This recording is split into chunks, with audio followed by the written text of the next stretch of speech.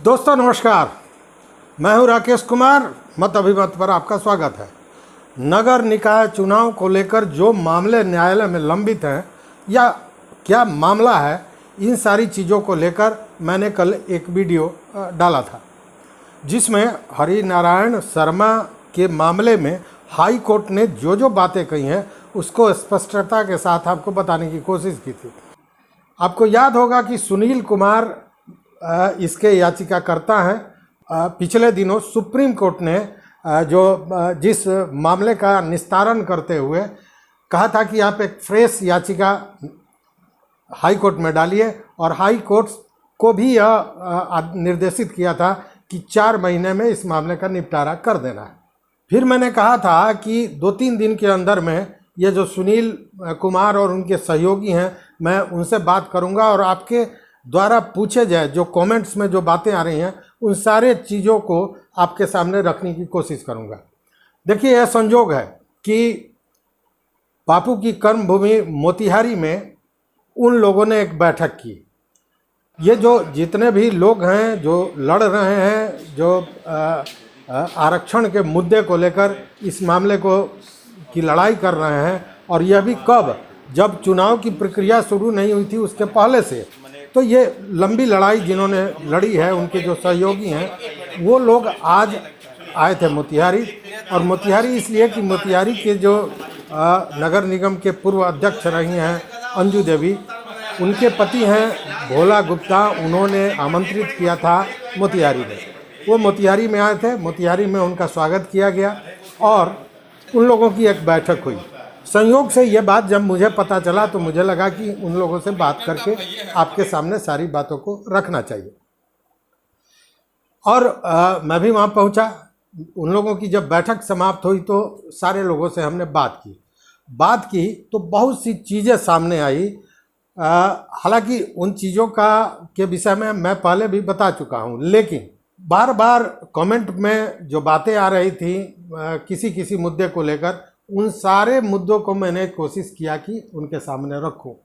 और इस संदर्भ में मैं आपको बताऊं कि जो आज सारे लोग थे उसमें कई जगह से लोग आए थे, जिसमें आरा, बगहा, पटना, वैशाली, महुआ, मुजफ्फरपुर, सुगौली, तमाम जगहों से लोग आए थे। और उसमें जो प्रमुख चेहरे जो मुझे लगा, क्योंकि मुझे व्यक्तिगत रूप से किसी से उस तरह का परिचय तो है नहीं, लेकिन उसमें सुनील जी तो थे ही, मुजफ्फरपुर के संजय केजरीवाल जी थे, SK यादव, रंजीत सिंह, उमेश प्रसाद, फिरोज़ आलम, और ये सारे लोग, इसमें से मैक्सिमम लोग हुए थे जो जीते हुए हैं, और वो सारे लोग इस लड़ाई में लगे हुए हैं, इस लड़ाई को लड़ रहे हैं। तो इस संदर्भ में जो बातें हुई वो आपके समक्ष प्रस्तुत है। लेकिन इसमें एक लोचा ये है कि चूंकि सारे लोगों से बातें हुई हैं और विस्तृत बातें हुई हैं, तो वीडियो ज़रा लंबा हो रहा है, इसलिए 2 पार्ट में मैं ये वीडियो डालूंगा। तो देखिए कि जब हमने बात की और आपके प्रश्नों को रखा, तो सुनील कुमार और उनके जो सहयोगी हैं संजय केजरीवाल जी, इन लोगों ने क्या कहा, पहले आइए सुनते हैं ये बात। नमस्कार, मैं हूं राकेश कुमार, आप देख रहे हैं मत अभिमत। बिहार नगर निकाय चुनाव को लेकर असमंजस की स्थिति अभी भी बनी हुई है। मामला सुप्रीम कोर्ट से हाई कोर्ट में आया है, और अभी जो आप देख रहे हैं ये सारे वो लोग हैं, वो लड़ाका हैं जो दूसरे के लिए, मतलब जो राजनीतिक रूप से पिछड़ी जातियां हैं उनको आरक्षण मिले, इसकी लड़ाई लड़ रहे हैं। तो सबसे पहले तो मैं इन लोगों का परिचय करा दूं। परिचय इसलिए कि बार बार जब हम वीडियो डालते हैं तो एक बात आती है कि सभी हारे हुए लोग इस तरह की लड़ाई लड़ रहे हैं। तो पहले तो उस मिथ्या को तोड़ देना है कि इसमें हारे हुए लोग नहीं हैं। हारे हुए भी लोग हो सकते हैं, लेकिन जीते हुए लोग ही जो हैं उन्होंने ये कमाल संभाल रखा है। तो सबसे पहले तो मैं परिचय ले लूँ।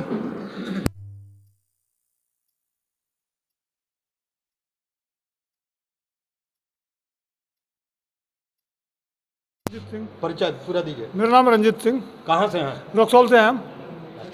संजय केजरीवाल, वार्ड 20, मुजफ्फरपुर नगर निगम, और मत अभिमत के तमाम दर्शकों को, आपको राकेश जी, पूरी टीम को, हम लोगों की पूरी टीम की तरफ से ढेर सारी बधाई।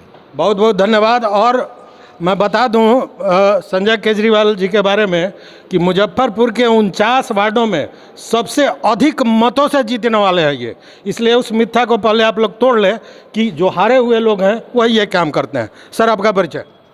अरुण कुमार सिंह, महुआ नगर परिषद। और भी मैं लोगों से बात करता हूँ। पहले सर आप बताइए। मुन्ना कुमार, बगहा नगर परिषद। बगहा से जी। फिरोज आलम, नगर परिषद बगहा। फिरोज आलम जी हैं बगहा से और जीते हुए हैं, ये भी जीते हुए हैं। सर, आपका परिचय? मैं कृष्ण रूप यादव, बगहा से, नगर परिषद से। आप भी नगर परिषद से। तो ये छोटी सी परिचय, और वो इस मिथ्या को तोड़ने के लिए कि इस लड़ाई में सभी हारे हुए थे।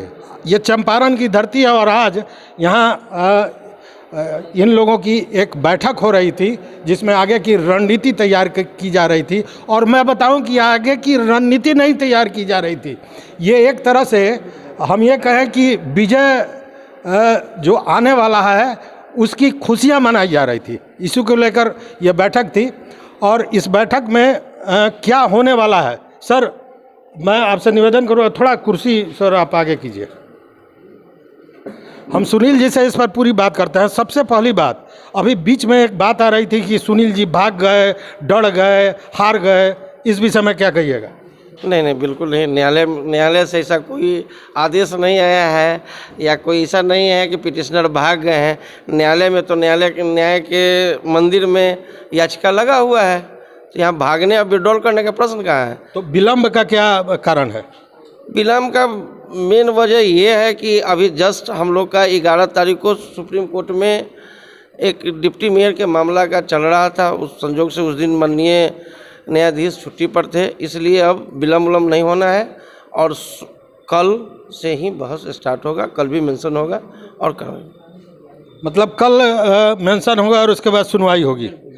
क्या आप तो इस चीज़ों को बहुत गहराई से देख रहे हैं, आपको क्या लगता है इसमें लगना कहाँ? इसमें तो ऑलरेडी नहीं, डिसाइड है। ये तो आप न जान रहे हैं कि लगना नहीं है, लेकिन जो दर्शक हैं, जो देखने वाले हैं, उनको तरह तरह का भ्रम उनके दिमाग में डाला जाता है। आपसे बात करने का मतलब यह है कि जो विषय वस्तु है उसको पूरी तरह से पारदर्शी ढंग से उसको रखा जाए। बिल्कुल नहीं, बिहार में कोई भ्रम में नहीं जीते हैं। बिहार का हर एक बच्चा राजनीतिक रूप से परिपक्व है, हर एक चीज़। और आप यहाँ मोतिहारी के धरती है, यहाँ तो भाई आंदोलन हुआ चंपारण, और यहाँ भितिहरवा के धरती है, इसलिए हम लोग आए हैं यहाँ। और उसमें एक चीज़ और आप बोल रहे थे कि कन्फ्यूजन, कोई कन्फ्यूजन नहीं है। बिल्कुल जो सर्वोच्च न्यायालय, अब माननीय उच्च न्यायालय का जो आदेश है उसी को इम्प्लीमेंट सही से कराना है। यही एक मामला है जो कोर्ट में है और उसमें कहीं कुछ इफ बट है ही नहीं। सीधा सीधी बात यही है कि सुप्रीम कोर्ट का एक गाइडलाइन है कि कैसे डेडिकेटेड कमीशन बनना है। डेडिकेटेड कमीशन में कौन कौन हो सकते हैं जो इंडिपेंडेंट बॉडी हों। ये मामला डेडिकेटेड कमीशन का, इसका तो decide already Patna high court 4 अक्टूबर 2022 को तो डिसाइड किया ही गया है। उसके अलावा उसके बाद रिव्यू में सरकार वापस गई, सरकार रिव्यू वापस ली। उसमें भी बोला गया है कि डेडिकेटेड कमीशन हम बना दिए हैं, डेडिकेटेड कमीशन बना दिए हैं और ओबीसी और ईबीसी दोनों का हम सर्वे करेंगे। इसमें ओबीसी ईबीसी दोनों है, लेकिन आयोग को क्या जानकारी था नहीं था, उसने पूरी तरह से जो मेन चैप्टर था ओबीसी को छाट दिया। तो फिर उसके बाद सुप्रीम कोर्ट में 28 नवंबर 2022 को सुप्रीम कोर्ट में फिर से बहस हुआ। उसमें बताया गया कि ये जो आयोग है, आयोग डेडिकेटेड कमीशन, इसको नहीं माना जा सकता है, ये तो स्पष्ट है। इसी के चलते उस 9 पॉइंट अभी बिंदु वहाँ से सुप्रीम कोर्ट से डाल के यहाँ भेजा गया है कि बिल्कुल इस पर क्लियरफाई कीजिए कि कैसे ये चुनाव हुआ। एकदम बिल्कुल तो ये बात तो है कि डेडिकेटेड कमीशन और ट्रिपल टेस्ट को लेके ये मामला सारा चल रहा है। मैंने पहले भी कहा है कि अगर ये न्यू ही गलत होगा तो इमारत को सही नहीं माना जा सकता है। तो सुप्रीम कोर्ट ने तो ऑलरेडी कह दिया है कि ये डेडिकेटेड कमीशन के रूप में इसको नोटिफाई नहीं किया जा सकता है। लेकिन उसके बाद जब सुप्रीम कोर्ट ने इस मामले को हाई कोर्ट भेजा तो उस समय कुछ बिंदुओं को दिया था, 9 बिंदु उसमें रखे गए। तो ये जो हाई कोर्ट में अब बहस होने जा रहा है उसका भी तो मेन मुद्दा यही होगा कि ट्रिपल टेस्ट डेडिकेटेड कमीशन। नहीं, इसमें तो अब एक और अलग इसमें मामला है कि आपका जो माननीय उच्च न्यायालय का जो डिसीजन था 4 अक्टूबर को, उसके अलावा सरकार रिव्यू में गई 19 तारीख को, उसमें ही कहाँ से ही मामला आ गया कि ओबीसी तो करना ही है, ईबीसी अगर आ गया तो इसको क्यों नहीं किया गया, और ओबीसी को बिल्कुल बुरी तरह से छांट दिया गया और उसी आधार पर चुनाव हुआ जो बिना मतलब कि ट्रिपल टेस्ट के पहले जो सारे ward reserve unreserve SC ST OBC EBC जो भी था बिल्कुल विदाउट नॉमिनेशन नोटिफिकेशन है। सरकार में जब सरकार उस दिन बात रख रही थी सुप्रीम कोर्ट में तो लास्ट पॉइंट यही बोला गया वहाँ कि ये एक ऐसा आयोग बना जो विदाउट नॉमिनेशन इलेक्शन हुआ। नॉमिनेशन कब हुआ? डेडिकेटेड कमीशन बनने के पहले। उसी नॉमिनेशन पर ही सारा चुनाव हो गया। आयोग बना तो आयोग का बनने का औचित्य क्या था? कोई औचित्य नहीं था, जो कि क्योंकि कुछ हुआ नहीं, इसलिए सुप्रीम कोर्ट अभी जो माननीय उच्च न्यायालय ने 4 तारीख को इसी मामले किसी अन्य मामले में जो डिसीजन दिया गया उसमें हुआ कि बिल्कुल डेडिकेटेड कमीशन आईवास है, आंख में धूल झोंकने का काम किया है। इस पर माननीय उच्च न्यायालय ने काफ़ी कड़ी टिप्पणी की है। मित्रों, एक बात बड़ी अभी जो बात सामने आई है एकदम ध्यान देने योग्य बात है कि डेडिकेटेड कमीशन को जब सरकार ने बनाया, मतलब ईबीसी कमीशन को डेडिकेटेड कमीशन के रूप में घोषित किया, उसके पूर्व चुनाव की अधिसूचना आ गई थी और नामांकन भी उसके पूर्व हो गया था।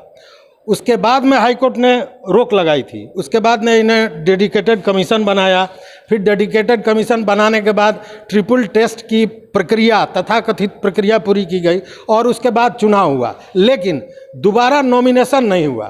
तो सुनील जी ने जो कहा ये बड़ी मार्के की बात है कि बिना नॉमिनेशन के ही ये चुनाव हुआ है।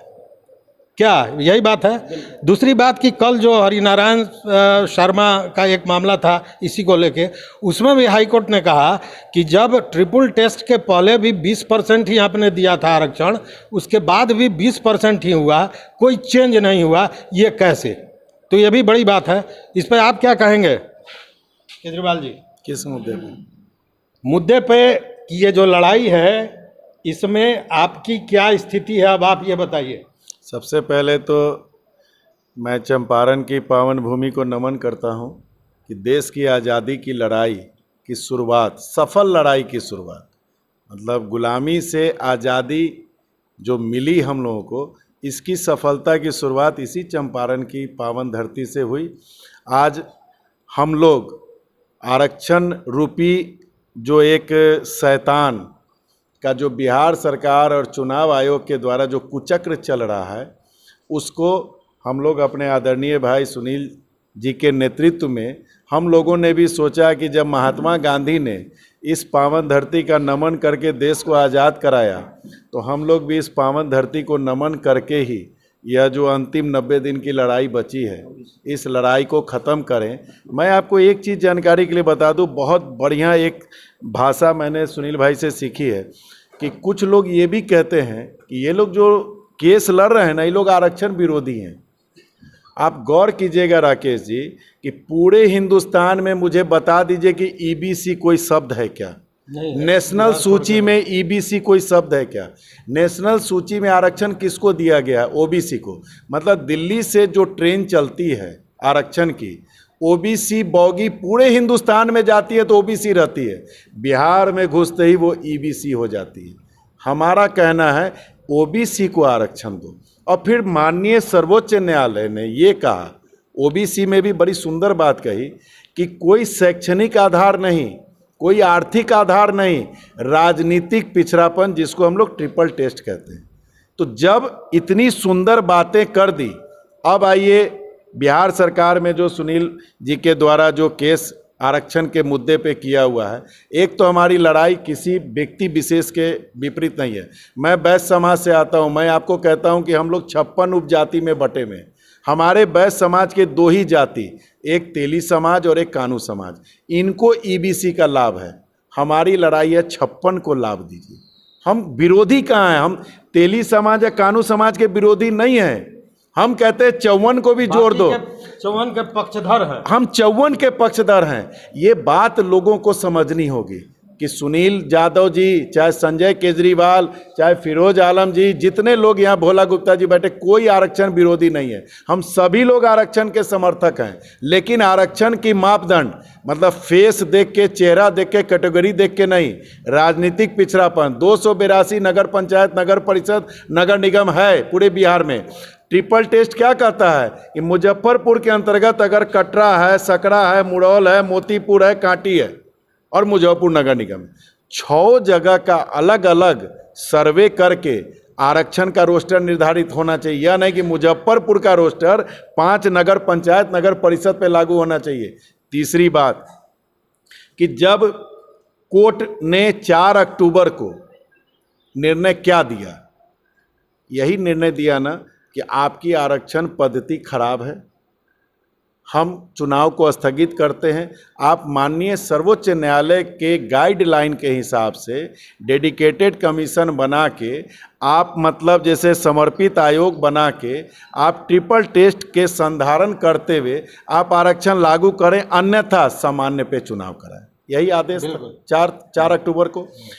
सुप्रीम कोर्ट, बिहार सरकार 2-4 दिन अखबार में आया, मैं यह बात जोड़ना चाहता हूं कि सुप्रीम कोर्ट में बिहार सरकार अपील करने जा रही है, बड़े बड़े तुर्रम खान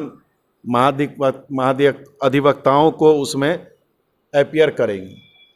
पता चला कि सुप्रीम कोर्ट में जाएंगे तो फटकार मिलेगी, तो फिर पुनः विचार याचिका दायर किया गया।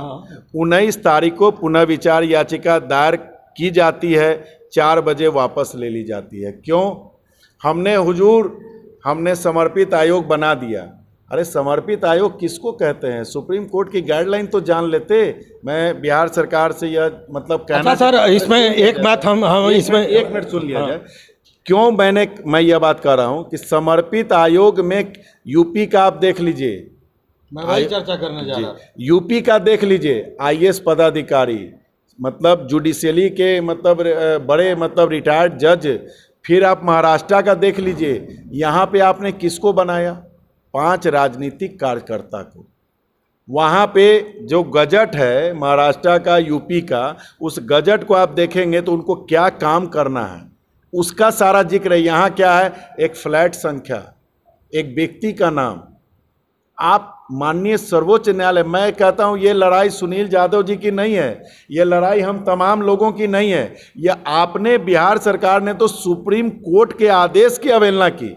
फिर आइए 28 तारीख को माननीय सर्वोच्च न्यायालय ये कहता है कि जो आपने समर्पित आयोग बनाया उसको हम अयोग्य मानते हैं। और 30 तारीख को आनन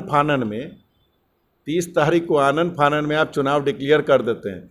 किस रूप में करते हैं? सितंबर में जो नॉमिनेशन हुआ, तो अगर सितंबर का नॉमिनेशन सही था तो माननीय उच्च न्यायालय के मुख्य न्यायाधीश सहित जो सेकंड न्यायाधीश थे वो 4 अक्टूबर को गलत थे। अगर वो सही थे तो फिर आपने चुनाव क्यों कराया?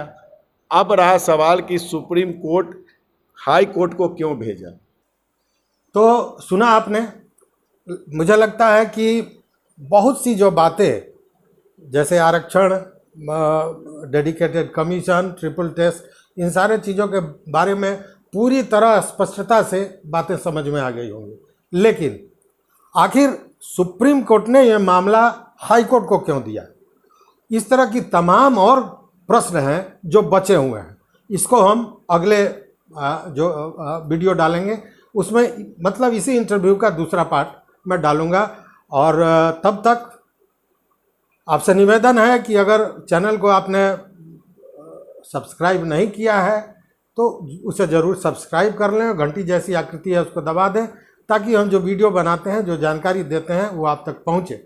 और साथ में अपना कमेंट निश्चित रूप से हमें दीजिएगा। अगर आप हमारे फेसबुक पेज पे हो तो निश्चित रूप से लाइक कीजिएगा। तो फिर मिलते हैं दूसरे वीडियो में। बहुत बहुत धन्यवाद, कोटिशाह आभार।